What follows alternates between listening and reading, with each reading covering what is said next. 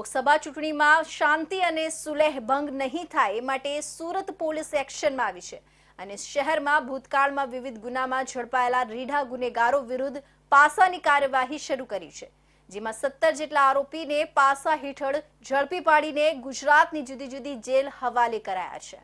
સુરતમાં છેલ્લા ઘણા સમયથી પોલીસ કમિશનરની ગેરહાજરીને કારણે કાયદાકીય કામગીરીમાં વિક્ષેપ આવતો હતો।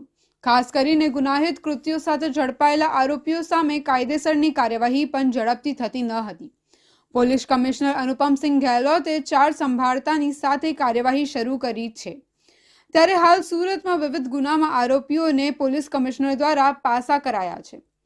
સુરત શહેરમાં બળજબરીથી નાણાં કઢાવી લેવાના ગુના, વાહન ચોરી, મોબાઈલ ચોરી, ઘરફોડ ચોરી, મારામારી, બલાત્કાર, પોક્સો, છેડતીના ગુનાઓમાં પકડાયેલા તેમજ પ્રોહિબિશનની પ્રવૃત્તિ કરતા પકડાયેલા કુલ 17 આરોપીઓ સામે પોલીસ કમિશનરે એક જ દિવસમાં પાસા હેઠળ કાર્યવાહી કરી અલગ અલગ જેલોમાં મોકલી આપવામાં આવ્યા હતા।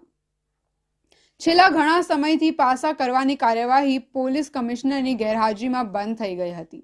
આવનાર ચૂંટણીને ધ્યાને રાખી અને સુરત સિટીમાં કાયદો અને વ્યવસ્થા સરસ રીતે જાળવી રહે તે માટે છેલ્લા અમુક સમયમાં જેટલા બી ગુનેગારો હતા, જો બુટલેગિંગ સાથે સંકળાયેલા હતા, મારામારીના બનાવોમાં સંકળાયેલા હતા, પ્રોપર્ટી ઓફેન્સીસમાં સંકળાયેલા હતા અને સાથોસાથ જાતિ સતામણી જैसे પોસ્કો એક્ટ વગેરેમાં આ પ્રકારના ગુનાઓમાં આ લોકો સામેલ હતા।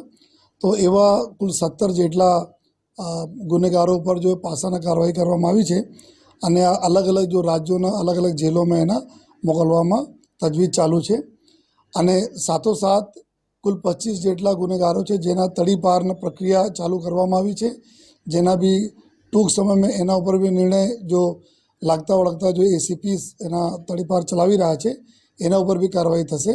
પોલીસ કમિશનર પદે અનુપમસિંહ ગેહલોત નિયુક્ત થતાની સાથે જ શહેરના અસામાજિક તત્વો અને આરોપીઓ વચ્ચે ધાક ઊભી થશે। ગુનાહિત કૃત્યો સાથે સંકળાયેલા આરોપીઓને પાછા કરવાની સાથે સાથે તડીપાર કરવાની પણ કાર્યવાહી શરૂ કરવામાં આવી છે।